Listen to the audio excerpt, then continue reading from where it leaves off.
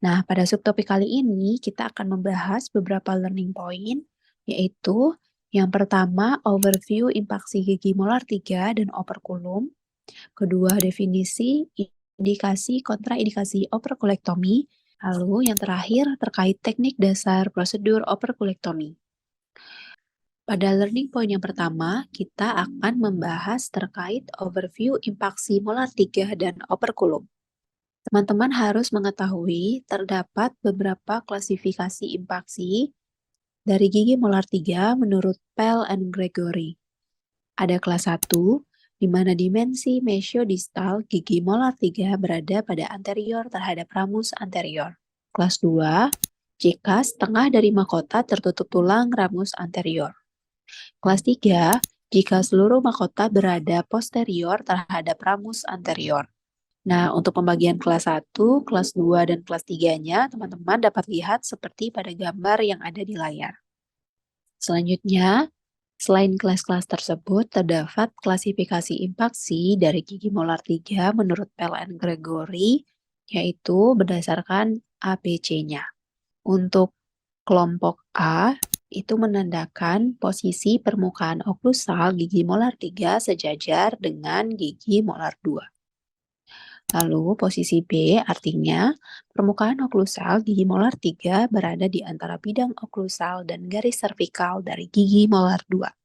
Dan posisi C artinya permukaan oklusal dari gigi molar 3 berada di bawah garis servikal dari gigi molar 2. Adapun gejala-gejala dari impaksi gigi molar 3 dan adanya inflamasi pada operkulum di antaranya biasanya akan menimbulkan rasa sakit ketika ditekan dengan jari, biasanya ringan namun dapat juga menjadi parah dan menjalar ke bagian lain.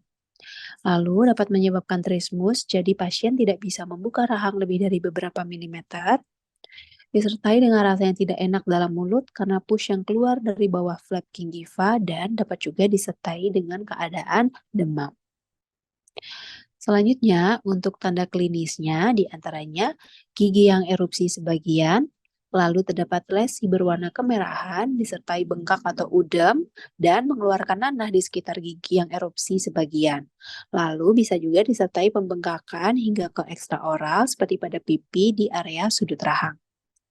Untuk komplikasinya, biasanya untuk keadaan impaksi ini dapat menimbulkan abses perikoronal, limfadenopati, maupun abses peritonsilar, ataupun selulitis, ataupun Ludwig angina.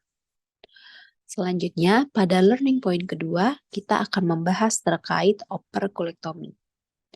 Operkulektomi sendiri adalah suatu prosedur bedah minor untuk menghilangkan operkulum atau jaringan flap pada gigi yang erupsi sebagian, terutama gigi molar 3. Indikasi operkulektomi apabila terdapat ruang untuk erupsi gigi molar 3, lalu kesejajaran yang baik dengan gigi antagonis, lalu terdapat kesejajaran yang baik dalam lengkung gigi, posisi atau kedalaman gigi molar 3 pada rahang bawah cukup baik, dan gigi molar 3 dibutuhkan sebagai penyangga untuk protesa. Sedangkan untuk kontraindikasi dari tindakan operkulektomi ini, apabila gigi tersebut perlu diekstraksi atau sudah tidak dapat dipertahankan lagi keadaannya. Selanjutnya, pada learning point ketiga, kita akan membahas terkait teknik dasar prosedur operkulektomi. Dari alat yang dibutuhkan untuk operkulektomi, ada scalpel dan electrosurgery.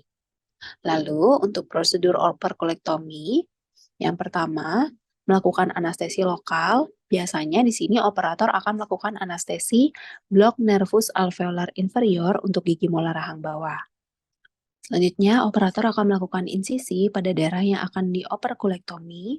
Contohnya seperti pada gambar, yaitu menghilangkan jaringan operkulum yang berada di distal dari gigi molar 3, dan contoh pada gambar B merupakan area yang sembuh. Selanjutnya, operator dapat menghilangkan flap perikoronal dengan scalpel ataupun electrosurgery. Lalu dilanjutkan dengan insisi pada bagian anterior terhadap batas ramus anterior dan dibawa ke bawah dan ke depan terhadap permukaan distal mahkota, sedekat mungkin dengan tingkat cemento enamel junction. Lalu, operator dapat menghilangkan jaringan yang berada di distal terhadap gigi dan flap pada permukaan oklusal. Oke teman-teman, jadi pada video tadi kita sudah membahas terkait topik perawatan periodontal fase 2 dengan subtopik bedah periodontal operculektomi. Nah, pada subtopik tadi kita sudah membahas beberapa learning point terkait overview impaksi gigi molar 3 dan operkulum, lalu definisi, indikasi, dan kontraindikasi dari tindakan operkulektomi, dan yang terakhir terkait teknik dasar prosedur operkulektomi. Tetap semangat teman-teman, sampai jumpa pada session materi berikutnya.